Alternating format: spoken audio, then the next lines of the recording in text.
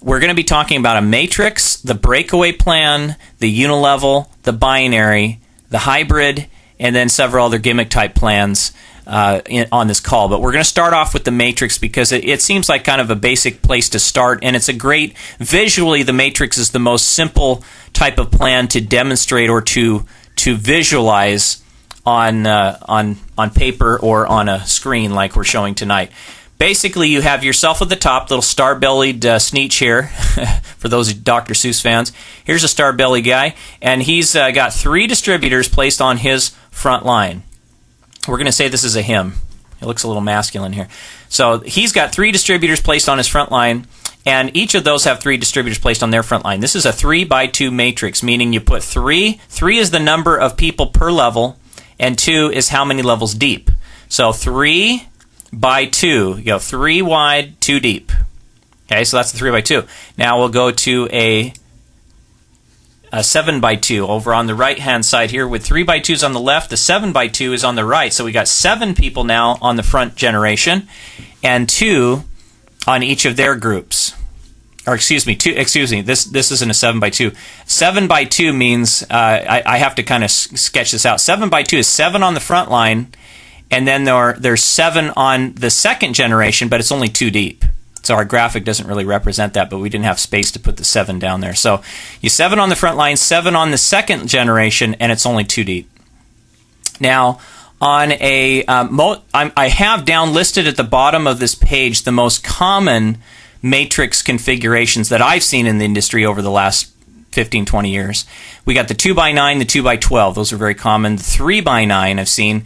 And then on the right-hand side, probably the most commons are the 4x7s.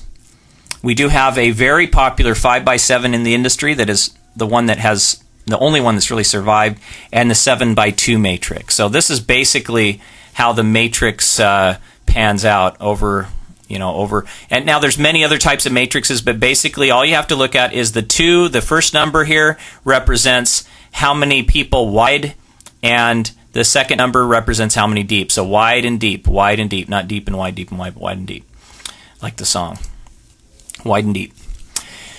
Now, let's talk about a little bit of the good and the bad. We're not going to talk about too much of the ugly because I didn't put that frame in tonight, but the good and the bad. The good of the matrix is it's easy to explain. I mean, look at this diagram on the left here. Your 3x2 matrix, so easy to explain. You have 3 on your front line, 2 on the, 3 on the second, 2 levels deep. Very easy. You fill in the rows, no problem.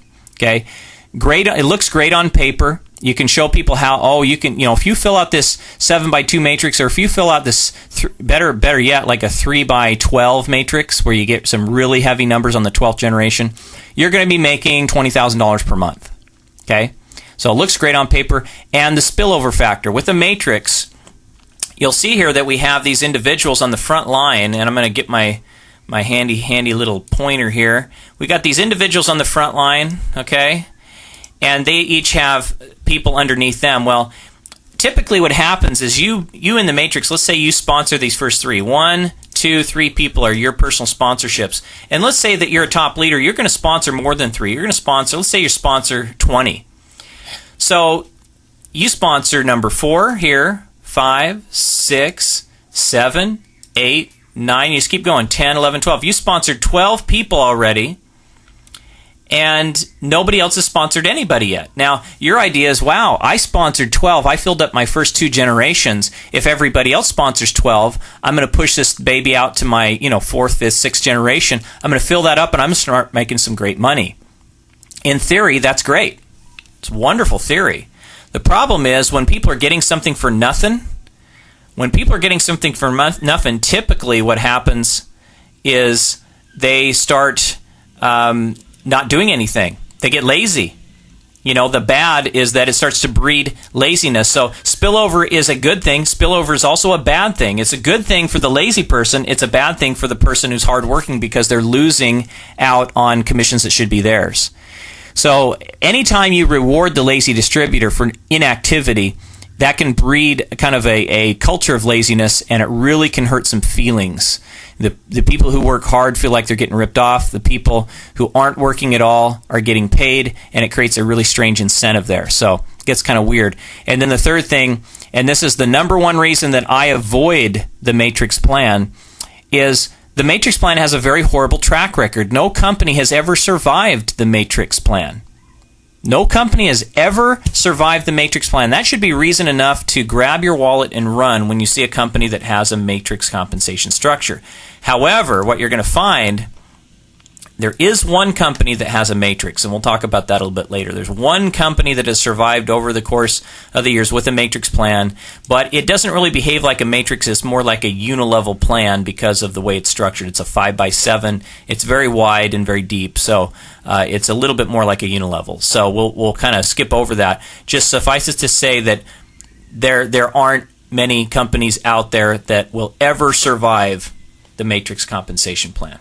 In my book, we go through this in detail, absolute detail. As a matter of fact, in my book on tape that is now available at dcfalter.com, you can actually listen to an entire, I think it's about an hour dedicated to, maybe an hour, more than an hour, about an hour dedicated to the same information. Basically what we covered tonight, it kind of goes into that, but it's the reading of the book itself, so there's information we did not cover tonight that we go into on the book on tape, and we also go into it in total detail in the actual book. The book, if I read the entire book, it'd probably be about more like 10 hours. So it's pretty detailed information. The book is not out yet. It will be out this summer. You can pre-order the book for a discount. The book on tape is out, so you can purchase that at dcfalter.com or go to networkmarketingbook.com and make sure you register there, because when I do come out with the book, I'll let everybody know from that mailing list. With that said, I'd like to thank you for joining us on this call. And again, for those of you who joined us late, I'll let you know that I do these calls every week, Tuesday nights. And the purpose in me doing them is to spread the word about network marketing, to really educate people on the true principles for selecting a top network marketing company.